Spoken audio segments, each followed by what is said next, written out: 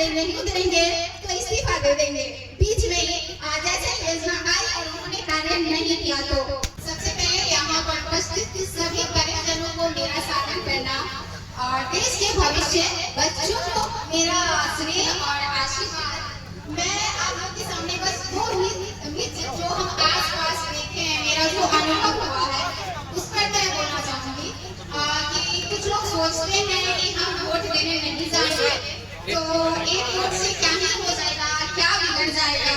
तो मैं कहना चाहूंगी कि अपने ताकत को समझिए, अपने अधिकार को समझिए और वोट देने जरूर जाएं, क्योंकि एक वोट से ही हार और जीत तय होती है। तो यदि आप वोट देने नहीं जाएंगे तो गलत लोग सत्ते में आ सकते हैं, क्योंकि कहा जाता है ये संसार हमारा कर्म भूमि है और कर्म न करना भी एक कर्म ही होता है। तो क्यों नहीं होशपूर्ण तरीके से कर्म किया जाए। तो जितने भी लोग ऐसा सोचते हैं वोट देने नहीं जाएंगे, वो जरूर जाएं, अपने कर्म को होशपूर्ण तरीके से करें। दूसरे लोग ऐसा सोचते हैं कि वोट देने नहीं जाएंगे क्योंकि सारे नेता एक जैसे ही होते हैं, वादे तो करते हैं मगर निभाते नहीं है।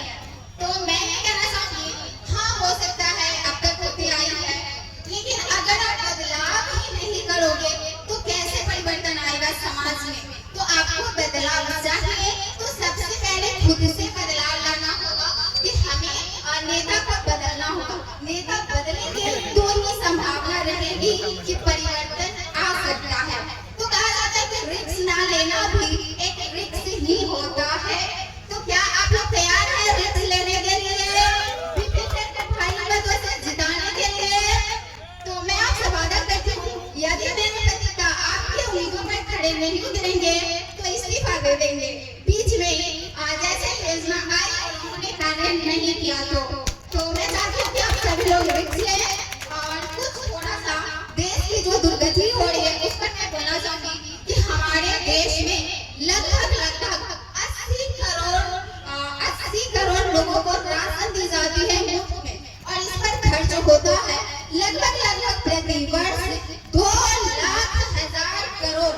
आप समझ लो कितना बड़ा अमाउंट है।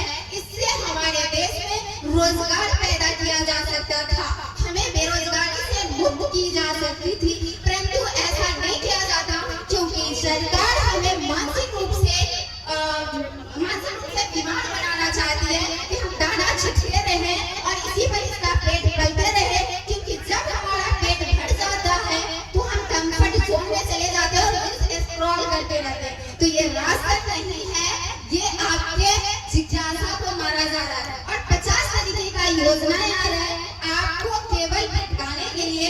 तो योजनाएं नहीं देखे, हमें वोट करना है बेरोजगारी के खिलाफ, हमें वोट करना है गंदी शिक्षा नीति के खिलाफ, हमें वोट करना है गंदी सड़क व्यवस्था के खिलाफ, हमें वोट करना है गंदी स्वास्थ्य व्यवस्था के खिलाफ।